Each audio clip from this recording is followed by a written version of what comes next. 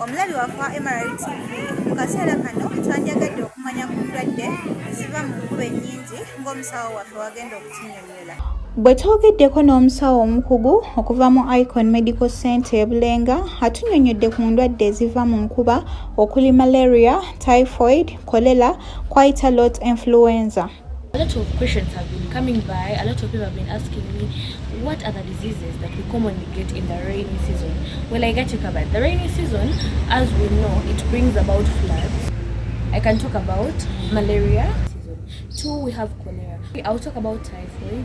Omusawo ono agamba nti obulwadde bwa malaria buva ku mazzi agalamaga ag'enkuba etonnye mu kitundu ekireetera ensiri okuzaala ne ziruma abantu olwo ne balwala obulwadde buno. Malaria.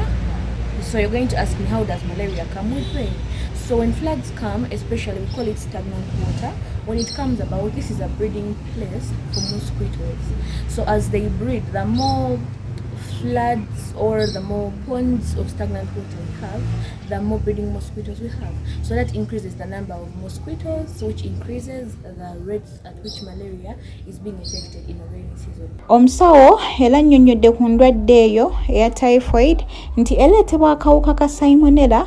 Agamba nti obulwadde buno buva mu kunywa amazzi amakyafu. 3, I'll talk about typhoid, which is caused by the Salmonella typhi, and this comes through drinking contaminated water. That would be also in the rainy season. Annyonnyodde ku ndwadde ya ssennyiga emanyiddwa nga quite a lot influenza. Agamba nti endwadde eno nayo eva ku nkuba nnyingi. Yes, we have quite a lot. Influenza as well. This is the common flu, I would say. It happens most in the rainy season. Yeah.